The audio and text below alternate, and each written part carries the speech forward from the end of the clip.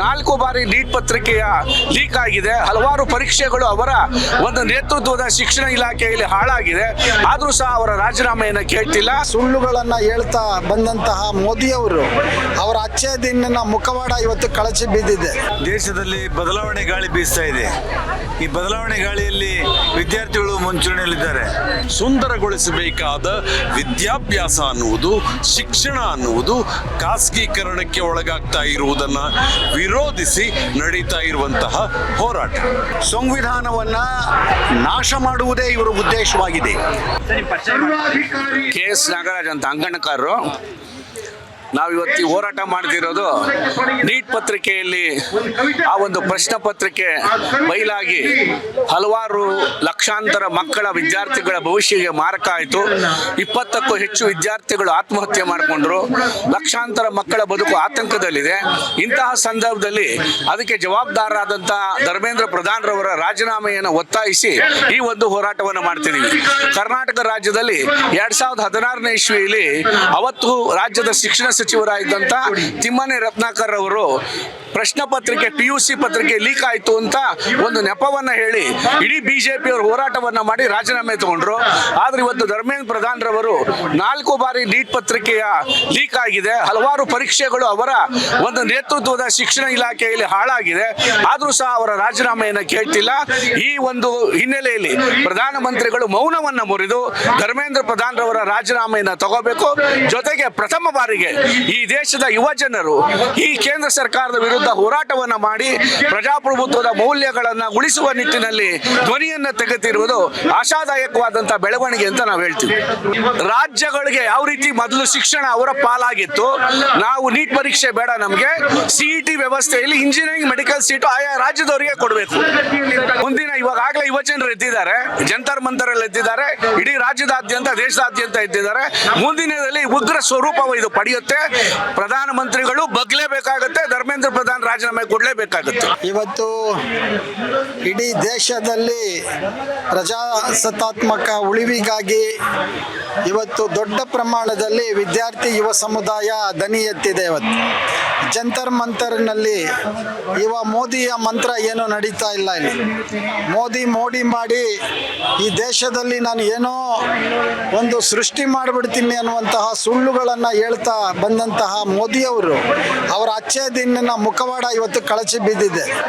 ಯಾವ ವಿದ್ಯಾರ್ಥಿ ಯುವ ಸಮುದಾಯಗಳು ಈ BJP ಮತ್ತು ಈ RSSನ ನಿಯಂತ್ರಣದಲ್ಲಿರುವ ಸರ್ಕಾರದ ಬಗ್ಗೆ ಒಂದು ದೊಡ್ಡ ಕನಸನ್ನು ಇಟ್ಕೊಂಡಿದ್ರು, ಆ ಕನಸು ಇವತ್ತು ಸಂಪೂರ್ಣವಾಗಿ ಅದು ಕರಗಿ ಹೋಗಿದೆ. ಇವತ್ತು ನೀಟ್ ಪರೀಕ್ಷೆ ಅನ್ನುವಂಥದ್ದು ಒಂದು ಸಣ್ಣ ವಿಚಾರವನ್ನು ಇವತ್ತು ಇಟ್ಕೊಂಡು ನಮ್ಮ ವಿದ್ಯಾರ್ಥಿ ಸಮುದಾಯ ಏನು 22 ಜನ ಬಲಿದಾನ ಆಗಿದ್ದಾರೆ ಮಕ್ಕಳು, ಅವರ ಪರವಾಗಿ ಇವತ್ತು ಅವರು ದೊಡ್ಡ ದನಿಯನ್ನು ಎತ್ತಿದ್ರು. ನಮಗೆಲ್ಲ ಇತಿಹಾಸದಲ್ಲಿ ಗೊತ್ತಿದೆ, ಒಂದು ರೈಲ್ವೆ ಆಕ್ಸಿಡೆಂಟ್ ಆಗಿದ್ದಕ್ಕಾಗಿ ಅಂದಿನ ರೈಲ್ವೆ ಮಂತ್ರಿಗಳಾಗಿದ್ದಂಥ ಸನ್ಮಾನ್ಯ ಲಾಲ್ ಬಹದ್ದೂರ್ ಶಾಸ್ತ್ರಿ ಅವರು ನೈತಿಕ ಹೊಣೆ ಹೊತ್ತು ರಾಜೀನಾಮೆಯನ್ನು ಕೊಟ್ಟರು. ಆದರೆ ಈ BJP ಅವರು ಎಷ್ಟು ಬಂಡರು ಅಂತ ಹೇಳಿದ್ರೆ ಇವರಿಗೆ ಯಾವ ರೀತಿಯ ನೈತಿಕ ಮೌಲ್ಯಗಳು ಇಲ್ಲ. ಇವರು ದೇಶದ ನಾವೇ ವಾರಸುದಾರರು, ನಾವೇ ದೇಶಭಕ್ತರು, ನಮ್ಮನ್ನು ಬಿಟ್ಟರೆ ದೇಶದಲ್ಲಿ ಯಾರೂ ಇಲ್ಲ ಅಂತ ಹೇಳಿ ದೇಶದ ಜನತೆಯನ್ನು ಯಾಮಾರಿಸಿಕೊಂಡು ಬಂದಂಥವರು ಇವರು. ದೇಶದಲ್ಲಿ ಬದಲಾವಣೆ ಗಾಳಿ ಬೀಸ್ತಾ ಇದೆ. ಈ ಬದಲಾವಣೆ ಗಾಳಿಯಲ್ಲಿ ವಿದ್ಯಾರ್ಥಿಗಳು ಮುಂಚೂಣಿಯಲ್ಲಿದ್ದಾರೆ. ಈ ವಿದ್ಯಾರ್ಥಿಗಳಿಗೆ ನಾವು ಬೆಂಬಲವನ್ನು ಸೂಚಿಸಿ, ಹೋರಾಟಕ್ಕೆ ಬೆಂಬಲವನ್ನು ಸೂಚಿಸಿ ನಾವಿಲ್ಲಿ ಬಂದಿದ್ದೇವೆ. ನಮ್ಮ ಜವಾಬ್ದಾರಿ ಇದೆ ಇದು. ಮತ್ತು ರಾಜಕಾರಣದಲ್ಲಿ ಅಧಿಕಾರ ಮುಖ್ಯ, ಆದರೆ ಅದಕ್ಕಿಂತ ನೈತಿಕತೆ ಬಹಳ ಮುಖ್ಯ. 4 ಸಲ ನೀಟ್ ಪೇಪರ್ ಲೀಕ್ ಆದರೂ ಕೂಡ ಒಂದು ಸಲನೂ ಕೂಡ ಧರ್ಮೇಂದ್ರ ಪ್ರಧಾನ್ ಆಗಲಿ, ಪ್ರಧಾನಮಂತ್ರಿ ಮೋದಿ ಆಗಲಿ ಇದ್ರ ಬಗ್ಗೆ ಪ್ರಸ್ತಾಪ ಮಾಡಲಿಲ್ಲ. ಇದು ನೈತಿಕತೆ ಜವಾಬ್ದಾರಿ ಹೊರತಿರಲಿಲ್ಲ. ಈ ನೈತಿಕತೆ ಅನ್ನೋದೇ ಇವರಿಗೆ ಉಳಿದಿಲ್ಲ. ಹಾಗಾಗಿ ಇವರನ್ನು ವಜಾ ಮಾಡಬೇಕು, ಇಡೀ ಸರ್ಕಾರವನ್ನೇ ತೆಗಿಬೇಕು ಅನ್ನುವಂಥ ಹೋರಾಟ ಪ್ರಾರಂಭ ಆಗಿದೆ. ಇದರಲ್ಲಿ ಯಶಸ್ವಿ ಆಗ್ತೀವಿ ನಾವು. ಚಳವಳಿಗಳೇ ದೇಶದಲ್ಲಿ ಬದಲಾವಣೆ ತಂದಿದ್ದಾವೆ. JP ಚಳವಳಿ ಆಗಲಿ, ರೈತ ಚಳವಳಿ ಆಗಲಿ, ವಿದ್ಯಾರ್ಥಿ ಚಳವಳಿ ಆಗಲಿ, ಅಣ್ಣಾ ಹಜಾರೆ ಚಳವಳಿ ಆಗಲಿ, ಎಲ್ಲವೂ ಚಳವಳಿ ಬದಲಾವಣೆ ತಂದಿದ್ದಾವೆ. ಈ ಚಳವಳಿ ಕೂಡ ಬಹಳ ದೊಡ್ಡ ಪ್ರಮಾಣದಲ್ಲಿ ಪ್ರಾರಂಭ ಆಗಿದೆ. ಇದು ದೇಶದಲ್ಲೆಲ್ಲ ಹೊತ್ತದೆ ಮತ್ತು ಈ ಹೋರಾಟಕ್ಕೆ ಜಯ ಸಿಗುತ್ತದೆ. ಧರ್ಮೇಂದ್ರ ಪ್ರಧಾನ್ ಅವರು ರಾಜೀನಾಮೆ ಕೊಡುವವರೆಗೂ ಈ ಹೋರಾಟ ನಿಲ್ಲೋದಿಲ್ಲ, ನಿರಂತರವಾಗಿ ನಡೀತದೆ. ಕಳೆದ 20 ದಿವಸದಿಂದ ಏನು ಉಪವಾಸಕ್ಕೆ ಕೂತಿದ್ರು ಸೋನಂ ವಾಂಗ್ಚುಕ್ ಅವರನ್ನ ತೀರಾ ಪ್ರಜಾಪ್ರಭುತ್ವಕ್ಕೆ ವಿರುದ್ಧವಾದ ಕ್ರಮದಲ್ಲಿ ಆಸ್ಪತ್ರೆಗೆ ಸೇರಿಸುವ ನಾಟಕವನ್ನಾಡಿ ಆಸ್ಪತ್ರೆಗೆ ಸೇರಿಸಲಾಗಿದೆ. ಕೋರ್ಟು ಸಹ ತುಂಬ ವಿಚಿತ್ರವಾದಂತಹ ತೀರ್ಪನ್ನು ನೀಡಿದೆ. ಇದೆಲ್ಲದರ ಹಿಂದೆ ಇರುವುದು ಒಂದು ಹೋರಾಟ. ಆ ಹೋರಾಟ ನಮ್ಮ ಮಕ್ಕಳ ಭವಿಷ್ಯವನ್ನ ಸುಂದರಗೊಳಿಸಬೇಕಾದ ವಿದ್ಯಾಭ್ಯಾಸ ಅನ್ನುವುದು, ಶಿಕ್ಷಣ ಅನ್ನುವುದು ಖಾಸಗೀಕರಣಕ್ಕೆ ಒಳಗಾಗ್ತಾ ಇರುವುದನ್ನು ವಿರೋಧಿಸಿ ನಡೀತಾ ಇರುವಂತಹ ಹೋರಾಟ.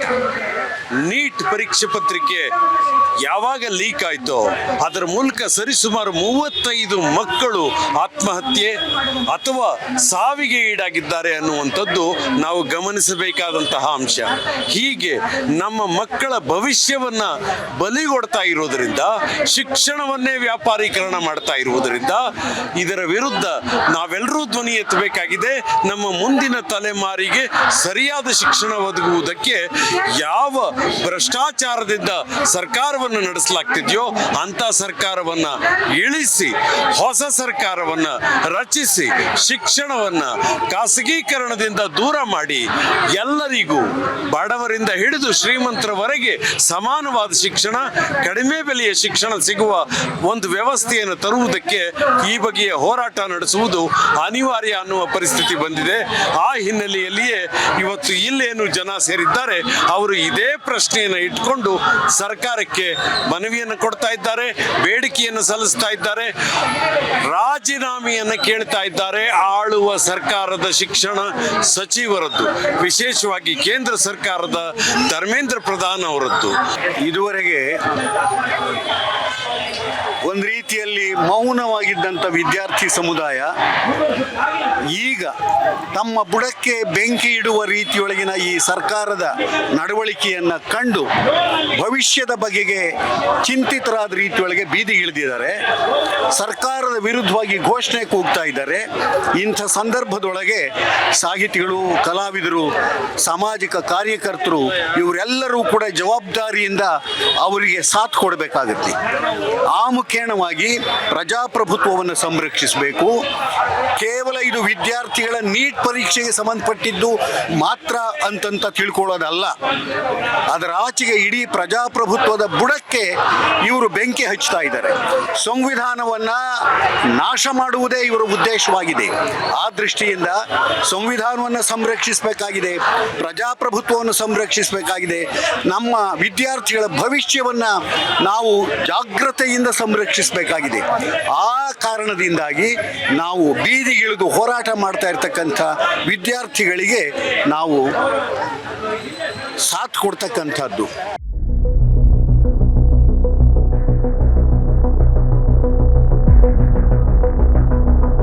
ನಮ್ಮ ಕಾರ್ಯಕ್ರಮಗಳನ್ನು ನೀವು ನೋಡ್ತಾ ಇದ್ರೆ ನಮ್ಮ ಚಾನೆಲ್ ಅನ್ನ ಸಬ್ಸ್ಕ್ರೈಬ್ ಮಾಡಿ, ಪಕ್ಕದ ಬೆಲ್ ಐಕಾನ್ ಒತ್ತಿ ನಮ್ಮನ್ನ ಬೆಂಬಲಿಸಿ. ಹಾಗೆ ನಮ್ಮ ಕಾರ್ಯಕ್ರಮಗಳನ್ನ ಲೈಕ್ ಮಾಡಿ, ಕಮೆಂಟ್ ಮಾಡಿ, ಅದನ್ನ ಬೇರೆಯವರಿಗೂ ವಾಟ್ಸ್ಆಪ್ ಮೂಲಕ ಶೇರ್ ಮಾಡಿ. ನೀವು ಹೀಗೆ ಮಾಡಿದಾಗ ನಮ್ಮ ಚಾನೆಲ್ ಮತ್ತಷ್ಟು ಜನರಿಗೆ ತಲುಪಲು ನೀವು ನಮ್ಮೊಂದಿಗೆ ಸಹಕರಿಸಿದ ಹಾಗಾಗುತ್ತೆ. ಇದು ನೀವು ಯಾವುದೇ ಖರ್ಚಿಲ್ಲದೆ ಕೆಲವೇ ಸೆಕೆಂಡುಗಳಲ್ಲಿ ನೀಡಬಹುದಾದ ಸಹಕಾರ. ಧನ್ಯವಾದಗಳು.